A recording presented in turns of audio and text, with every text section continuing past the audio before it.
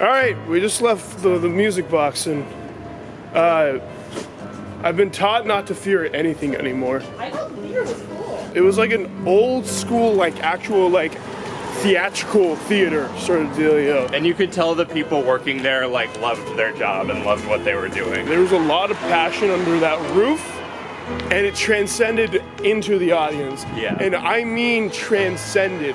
We were throwing toilet paper, cards, paper plates, whatever they gave us, we tossed it at the screen, and it was deemed... Not at the screen. Not at the... Well... Because the actors were there. The screen is expensive, and you cannot afford to replace it. Curious what the kid said, because I saw like the first, like, the girl sitting in the row in front of us had like a little pamphlet. I get to throw a toilet paper roll, which is fun. I think I bonked someone directly on the head with it. I hit someone with a plate. That was satisfying. Yeah, that was such a great experience. I feel like I am now a part of Chicago from it. Going in, I was kind of worried about this being my first experience because I wanted to like see the movie first and like know all the cues and everything. Yeah. Fuck all that. Go in blind like I did. Go. Let this be your first experience with Rocky Horror because you will have a fucking blast. Hey guys, JamesMCD Reviews here, and this is going to be a very different kind of cinematic bucket list episode in that, on top of talking about the movie, I'm going to be spending most of the time talking about the movie-going experience because that was probably the highlight for me. So this past weekend, two of my best friends from high school TV production, Sunny and Antonio, if you guys follow my main channel, you guys will have seen them in videos before. I flew them down here for a little spring break weekend getaway, and while they were here, I wanted to see about taking them to see a movie at the Music Box, which is a famous like theater in Chicago, which does a lot of sort of like special event movie screenings and midnight releases and things like that. And the timing for their trip lined up so perfectly that we got to go to a midnight screening of the Rocky Horror Picture Show, the cult classic movie released in 1975, written by Richard O'Brien and directed by Jim Sherman. Now they had already seen the movie before, but they'd never done sort of the live experience audience participation side of it. And I had never done either. I've been to a midnight screening at the Music Box before. It was all the way back in freshman year when I saw The Room, and that was chaotic as fuck. People were, you know, dressed in costumes, throwing spoons at the screen, shouting out jokes and everything. It was a shit ton of fun, and it was that sort of same chaotic energy that both got me really excited, but also kind of nervous going into Rocky Horror. Part of me kind of wanted to wait until I actually saw the movie before going into the live experience, just so I knew what to expect and I knew all the cues and everything like that. But after having sat through the movie and gone through the live experience as my introduction, I would highly recommend that the few people out there who have not seen the Rocky Horror Picture Show, the virgins as they referred to you as, if you do get a chance to do the live experience and see the shadow cast and everything like that, let that be your introduction because you will have a fucking blast. Like, you will have no clue what's going on and you will not care in the slightest. Like I said, I'm going to talk about the movie in just a second, but I do want to talk briefly about the movie watching experience because that's honestly like what elevated the movie for me, and I assume for a lot of other people in there. The theater was packed out pretty much. Everyone showed up in costume. Everyone was clearly like huge fans. There were people that hadn't seen the movie before.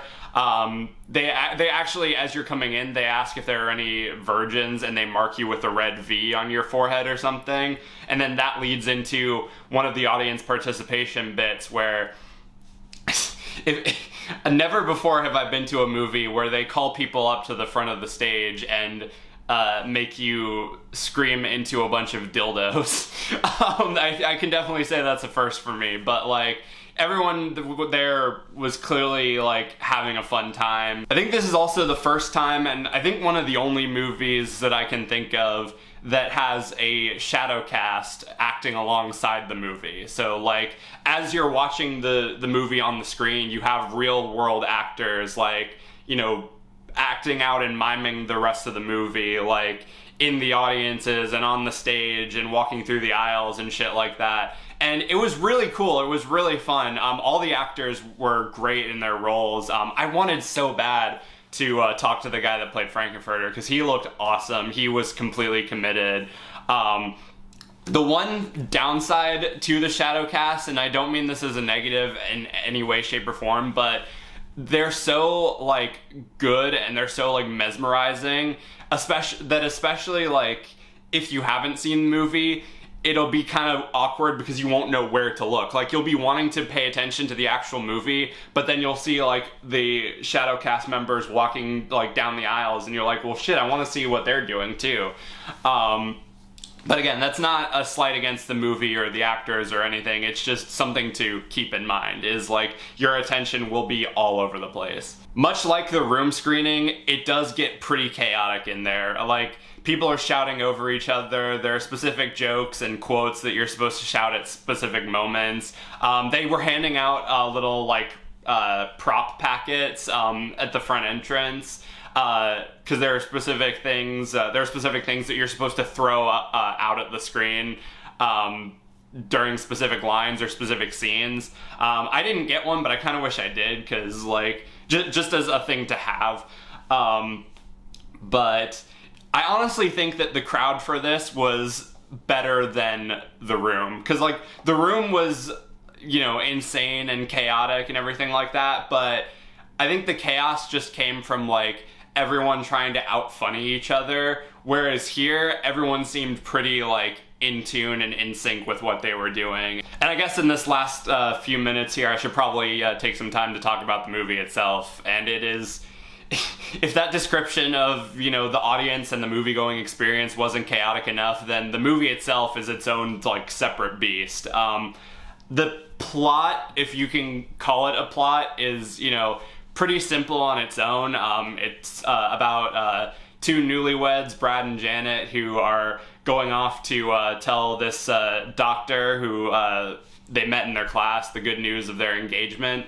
But on a dark and stormy night, their car breaks down outside this castle, and they go to the castle to try and get some help, and they come across all sorts of wacky, insane characters, and one of them being a alien transvestite played by Tim Curry, who is unveiling his newest creation, a, you know, genetically engineered sex slave, essentially, named Rocky.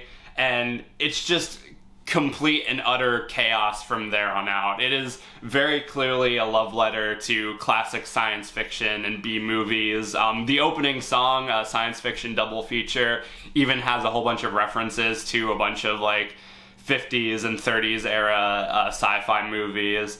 And it's just completely campy. It doesn't make a whole lot of sense, but, you know, you're having too much fun with it. And the movie is aware of what it is. It doesn't try to be anything that it isn't. It's just dumb, goofy fun, and that's all it really needed to be. I really love the soundtrack. I have been listening to it, like, on and off since we saw the movie. The energy, and going back to the audience, the energy in the theater every single time a song kicked in was just absolutely electric. Everyone, you know, you could tell that pretty much everyone there was massive fans. They were singing along, like, they were shouting stuff out in between certain lyrics. And when the time warp kicked in, I'll be damned if I didn't, like, get up and try to awkwardly, like, shuffle to the beat in my aisle. Like, it was a ton of fun, and the songs were super catchy. Tim Curry also steals the show as Frankenfurter. He's like both hilarious but also kind of menacing as the movie goes on. The movie's plot does like derail pretty quickly as it progresses, like to the point where the ending has like 3 different endings, if that makes sense. Like, it's just one of those things that kind of keeps going and going and going, and you're kind of just like waiting for it to be over. Admittedly, at that point, I was also like getting pretty tired, so while I was still having a lot of fun, like, I was also kind of like, oh, it's still going. Like, it was it was very insane and very weird. And that's another thing that I have to give it to the Shadowcast for, is the fact that they can output that much energy and like stay that in tune with the movie even at that late at night. Like, I mean, you can tell that these guys have been doing this for a while now, so they've got these parts down to a T. But yeah, I give them full credit, because I would not be able to commit that much, like, that late at night. But yeah, this is a very rambly and all over the place review of the Rocky Horror Picture Show, but in fairness, the Rocky Horror Picture Show is a very all over the place type of movie. Like I said, if you can go into it blind and let the audience participation and like live experience be your introduction, absolutely go for it. Like, I for one was worried about not being able to pay attention to like the movie or hear any of the lines or know any of the cues or whatever.